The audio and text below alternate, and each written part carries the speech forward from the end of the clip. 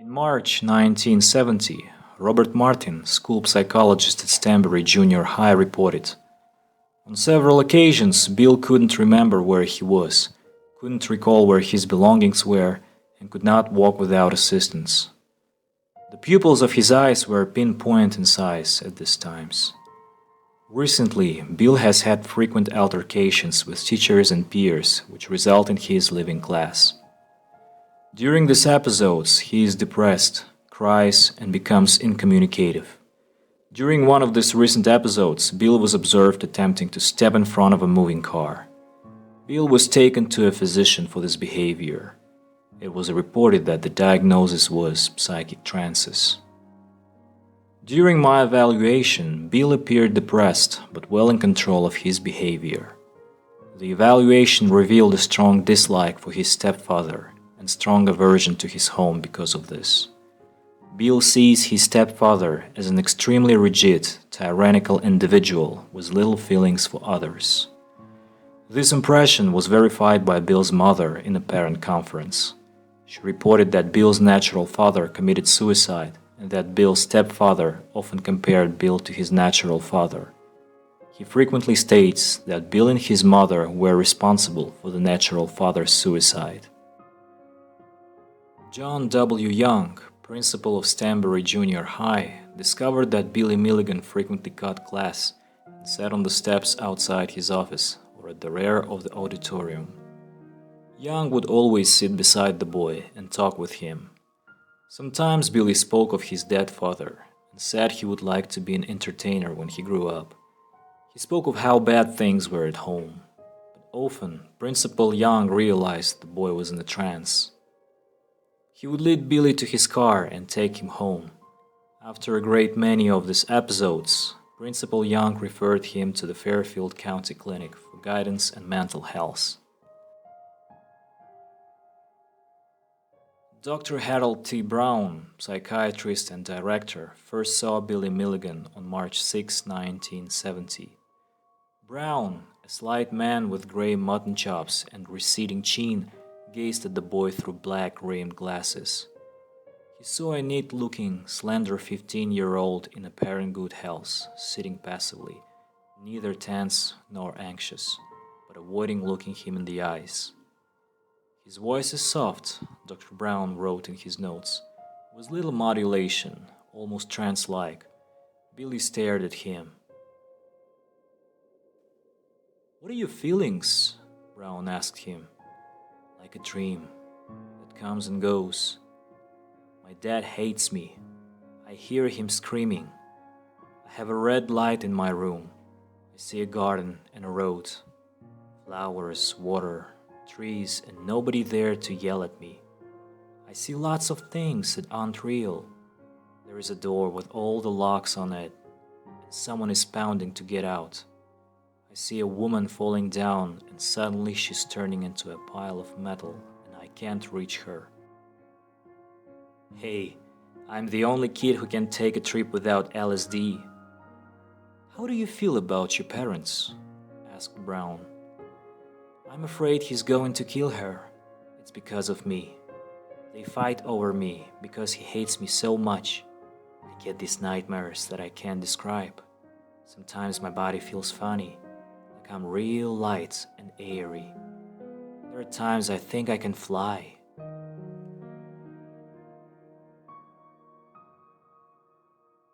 Brown's first report noted, despite the reported experiences, he seems to know reality and no clearly psychotic ideation elicited.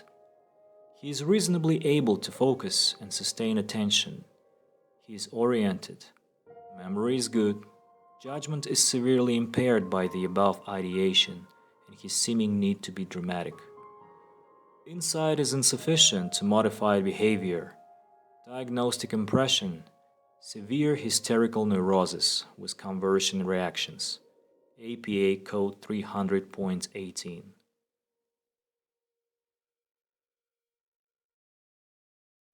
According to the teacher who later recalled the session, Dr. Brown had not been interviewing Billy. It was Alan describing David's thoughts and visions. 5 days later, Milligan came to the clinic without an appointment. But Dr. Brown, noticing that he was in a trance, agreed to see him. He observed that the boy seemed to know where he was and that he responded to directions. "We'll have to call your mother," Brown said, "and tell her you're at the clinic." "Okay," David said, and got up and walked out.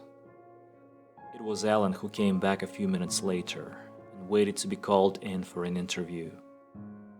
Brown watched as he sat quietly and stared across the room. "What happened today?" Brown asked. "I was in school," Alan said. "It was about 11:30, and I started dreaming. When I woke up, I was on top of the Hickel building looking down, like I was getting ready to jump. I went down and went to the police station and told them to call the school so they wouldn't worry about me. Then I came here."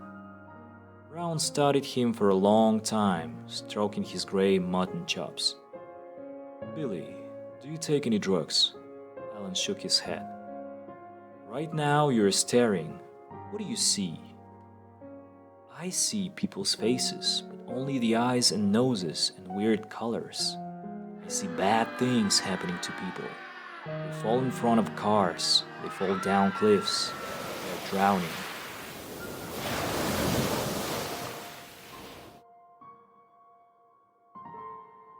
Dr. Brown observed Milligan sitting silently, as if watching an inner screen. "Tell me about things at home, Billy. The family." "Chalmer likes Jim. He hates me. He's yelling at me all the time. He's driving two people into hell. I lost my job at the grocery. I wanted to lose it so I could stay at home with Mom. So I pretended to steal a bottle of wine, and they fired me."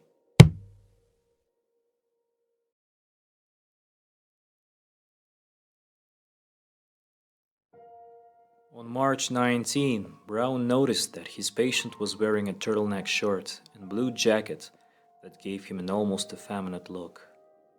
"It is my opinion," he wrote after the session, "that this patient should no longer be managed on an outpatient basis and could well benefit from residential therapy in the Columbus State Hospital Children's Adolescent Unit." Arrangements were made with Dr. Raoul for his admission. Final diagnosis is hysterical neurosis with many passive-aggressive features.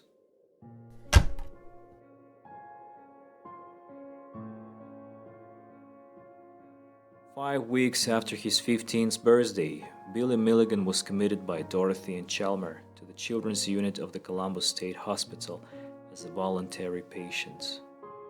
Billy believed that because of all his complaining and his bad behavior, his mother had decided to keep Chalmer and give him away. Columbus State Hospital record. Confidential. March 24th, 4 p.m. Injury occurred during a fight between this patient and another patient, Daniel M. Injury involved a cut below the right eye. Injury occurred while fighting in the hall outside sleeping rooms on RV3 about 4 p.m. Apparently, William and Daniel were playing. William became angry and struck Daniel, and then Daniel struck William. Patient separated. March 25th. Patient was found with a case knife on his person. Also found a small file on the ward which he had taken out of the wood shop. Dr. Raoul talked with the patient. He stated he wanted to kill himself. Placed in seclusion and suicidal precautions. March 26. Patient has been fairly cooperative. Complains periodically of seeing weird things. Patient did not participate at recreation, just sat alone most of the time.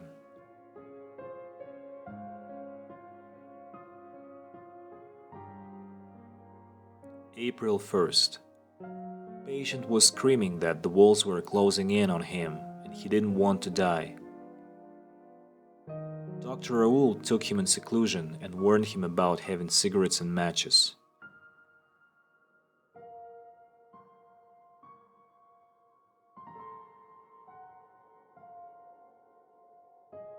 April 12th. Patient starts acting out about the bad time the last few nights. He asks us if he is in a trance. Patient wanted extra medication tonight. I explained to patient he should try to get to bed. Patient became hostile and belligerent. Jason threw the temper tantrums. He was a safety valve who could siphon off excess pressure by screaming and shouting. He was introverted until it came time to release tension. Jason was the one put into seclusion in the quiet room at Columbus State Hospital. Jason had been created at the age of 8, ready to explode with emotion, but he was never allowed to come out. If he did, Billy would be punished. Here in the Columbus State Hospital, when the fear and pressure became too strong, Jason cried and screamed and vented his emotions. He did it when he heard on TV about the killing of the 4th student at Kent State. The attendants locked him up. When Arthur discovered that Jason was locked away whenever he exploded, he decided to take action. It was no different here from home. Showing anger was not permitted. If one did, all of them got punished. So Arthur forced Jason from consciousness, designated him an undesirable, and informed him that he was never again to hold the consciousness. He would stay in the shadows beyond the spot.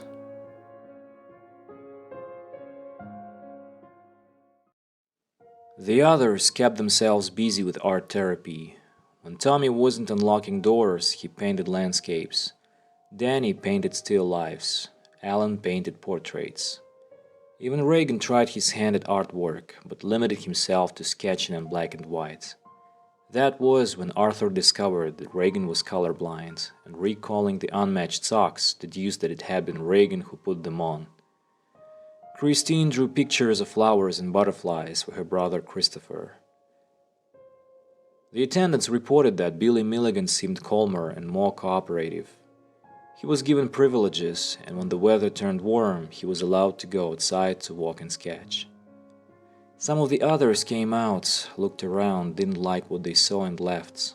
Only Reagan, impressed with Dr. Raoul Slavik's name and accent, took the Thorazine and obeyed his instructions. Danny and David, being obedient children, took the antipsychotic medication as well. But Tommy would keep it in his mouth and spit it out. So would Arthur and the others. Danny made friends with a little black boy, and the two of them talked and played together.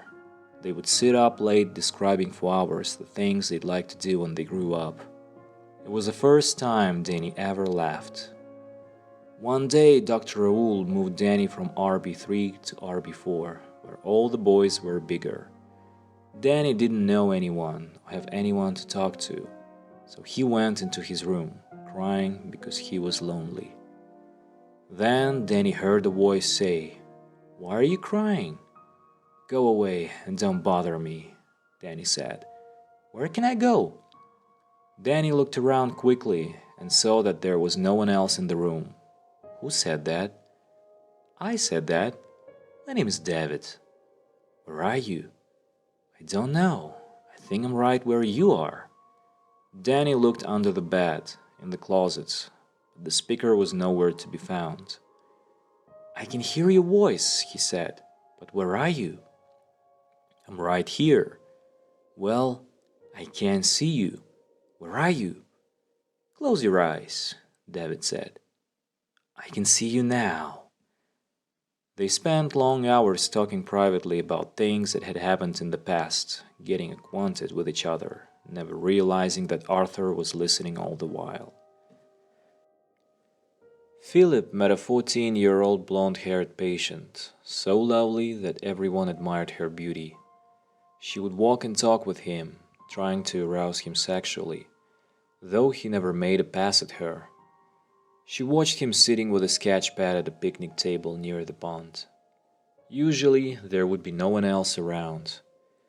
One warm day early in June, she sat beside him and looked at his drawing of a flower. "Hey, that's good, Billy." Ain't nothing. You are a real artist. Oh, come on.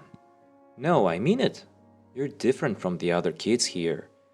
I like boys that don't just have their minds on one thing. She put her hand on his leg. Philip jumped back. Hey, what you doing that for? Don't you like girls, Billy? Sure I do. I ain't no queer. It's just I don't I You look real upset, Billy. What's wrong? He sat down next to her again. I don't go in much for that sex stuff. How come?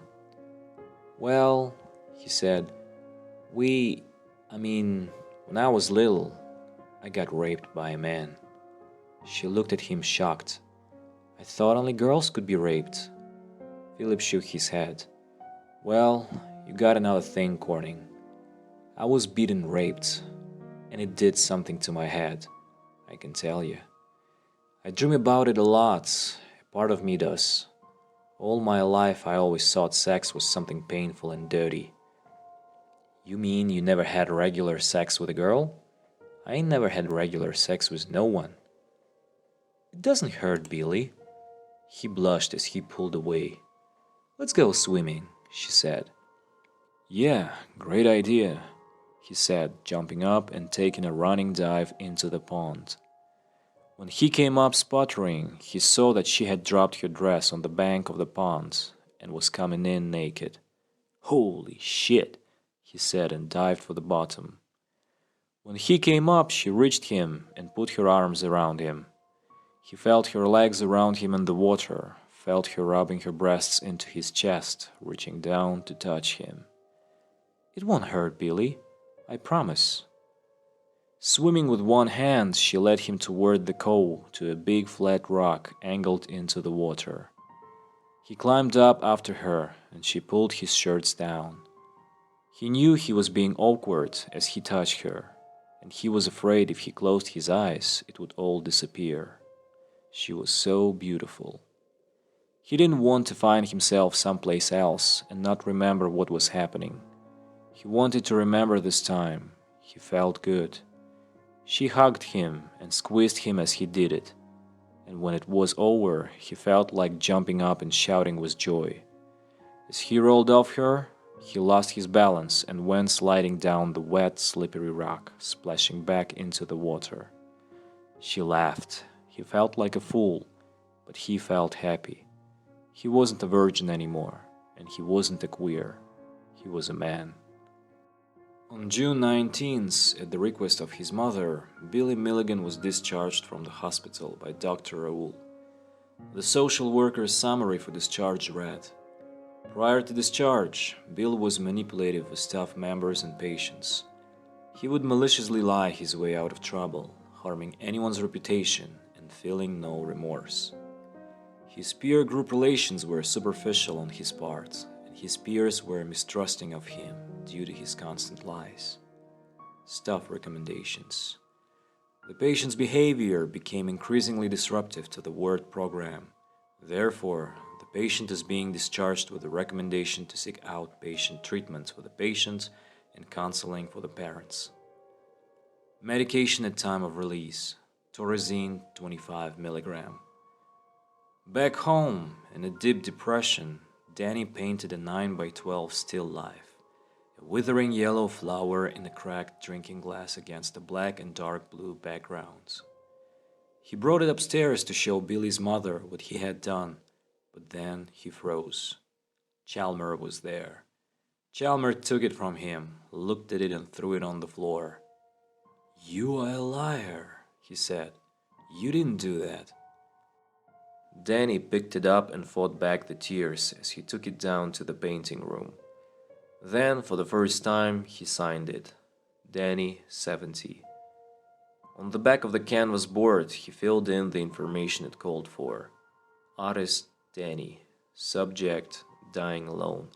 Date, 1970. From that time, unlike Tommy and Alan, who continued to seek approval for their painting, Danny never volunteered to show his still lives to anyone again.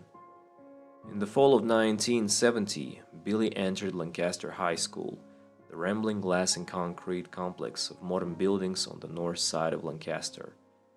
Billy did not do well in his classes. He hated his teachers and he hated school.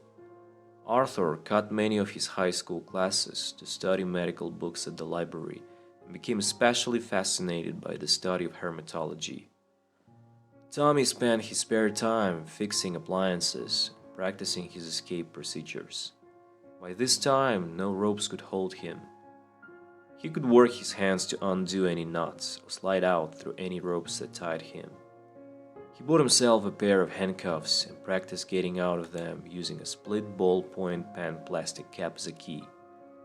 He made a mental note that it would always be best to have 2 handcuff keys on you at all times, one in the front pocket and one in back, so you could get to one no matter which way they handcuffed you. In January 1971, Billy got a job as a part-time delivery boy at an IGA grocery store. He decided to use part of the money from his first paycheck to buy a steak for Chalmer. Things had gone pretty well over the Christmas holidays. He thought if he showed his stepfather now that he cared for him, maybe Chalmer would stop picking on him. He came up the back steps and saw that the door to the kitchen had been knocked off its hinges. Grandma and Grandpa Milligan were there, and so were Katie and Chala and Jim. Mom was holding a bloody towel to her head. Her face was black and blue. Chalmer knocked her through the door, Jim said. Ripped her hair right out of her head, said Katie. Billy said nothing. He just looked at his mother, threw the steak on the table, walked into his room and closed the door. He sat in the dark for a long time with his eyes closed, trying to understand why there was so much pain and hurting in his family. If only Chalmer was dead, it would solve all their problems. The feeling of hollowness came over him. Reagan opened his eyes, feeling the rage that could no longer be bottled up. For what Chalmer had done to Danny and to Billy, and now to Billy's mother, the man had to die. He rose slowly and went to the kitchen, hearing the lowered voices from the living room. He opened the drawer where the cutlery was kept, took a 6-inch steak knife, slipped it into his shirt and went back to his room. He put the knife under the pillow and laid down to wait. After they all went to sleep, he would come out and stab Chalmer in the heart, or perhaps he would cut his throat. He lay there rehearsing it in his mind, waiting for the house to grow quiet. At 12 o'clock, they were still awake, talking. He fell asleep. The morning light woke Alan, and he jumped out of bed, unsure of where he was or what had happened. He went quickly to the bathroom, and Reagan told him what he had planned. When he came out, Dorothy was in his room. She had started to make up his bed, but she was holding the knife. "Billy, what's this?" He looked at it calmly and said in a monotone, "I was going to kill him." She looked up quickly, surprised at the low, emotionless tone of voice. "What do you mean?" Alan stared at her. "Your husband was supposed to be dead this morning." She went pale and clutched her throat. "Oh my God, Billy, what are you saying?" She grabbed his arms and shook him, hissing the words softly so that no one else would hear. "You mustn't say that. You mustn't think it. Look what it would do to you. What would happen to you?" Alan gazed at her and said calmly, "Look at what's happened to you." Then he turned and walked out. Sitting in class, Billy tried to ignore the snickering and teasing of the other kids. The word had gotten around that he was an outpatient at the mental health clinic. There were giggles and circling of index fingers at temples. Girls stuck out their tongues at him. Between classes, several of the girls crowded around him in the corridor near the girls' lavatory. "Come here, Billy. We want to show you something." He knew they were teasing him, but he was too shy to resist girls. They pushed him into the lavatory, forming a barrier, knowing he wouldn't dare touch them. "Is it true you're a virgin, Billy?" He blushed. "You ain't never made it with a girl?" Not knowing about Philip's experience with a girl at the hospital, he shook his head. He probably made it with animals up on the farm. "Do you play with animals on the farm in Bremen, Billy?" Before he knew what they were doing, they had him against the wall and they were pulling his trousers down. He slipped and fell to the floor, trying to hang on to his pants. But they got them off and ran away, leaving him lying in the girls' lavatory in his shorts. He started to cry. One of the women teachers came in. When she saw him, she left, returning in a little while with his trousers. "Those girls should be whipped, Billy," she said. "I guess it was the guys that put him up to it," Billy said.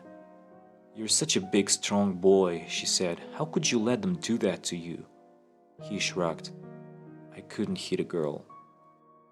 Then he shuffled off, knowing he would never again dare face the girls in his classroom. He wandered the halls. There was no sense in going on living. He looked up, noticing the workman had left open the door to the passageway that led to the roof. Then he knew. Slowly he walked through the empty halls, up the staircase, out the door onto the roof. It was cold. He sat down and wrote a note inside the cover of his book. "Goodbye. Sorry, but I can't take it anymore." He put the book on the ledge, then backed up to get a running start. He got ready, took a deep breath, and ran. Before he reached the edge of the building, Reagan slammed him to the ground. "I say, that was close," Arthur whispered. "What we do with him?" Reagan asked. "It's dangerous to let him walling around like this." "He is a danger to all of us. In his depressed state, he might succeed in killing himself." "What is solution?" "Keep him asleep." "How?" "From this moment forwards, Billy is not to hold the consciousness again." "Who can control it?" "You or I. We'll share the responsibility. I'll spread the word to the others that no one is to allow him to take the consciousness under any circumstances. When things are going along their fairly normal course in relative safety, I'll control things. If we find ourselves in a dangerous environment, you take over. Between us, we will determine who may or may not hold the consciousness." "I agree," said Reagan. He looked down at the page in the book on which Billy had written his suicide note. He tore out the page, ripped it into pieces, and threw it into the wind. "I will be protector," he said. "It was not right for Billy to endanger lives of children." Then Reagan thought of something. "Who will speak? Other people laugh when they hear my accent, and yours too." Arthur nodded. "I've thought of that. Alan has, as the Irish say, kissed the Blarney Stone. He can't do the talking for us. I think as long as we control things and keep the secret from the rest of the world, we should be able to survive." Arthur explained matters to Alan. Then he spoke to the children and tried to help them understand what was going on.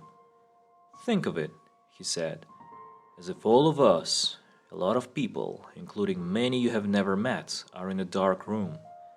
In the center of this room is a bright spot of light on the floor. Whoever steps into this light, onto the spot, is out in the real world and holds the consciousness. That's the person other people see and hear and react to. The rest of us can go about our regular interests, study or sleep or talk or play. But whoever is out must be very careful. He or she doesn't reveal the existence of the others. It is a family secret." The children understood. "All right," said Arthur. "Alan, go back to class." Alan took the spot, picked up his books, and went down. "But where is Billy?" asked Christine. The others listened to hear Arthur's answer. Arthur shook his head gravely, put his finger to his lips, and whispered, "We mustn't wake him. Billy is sleeping."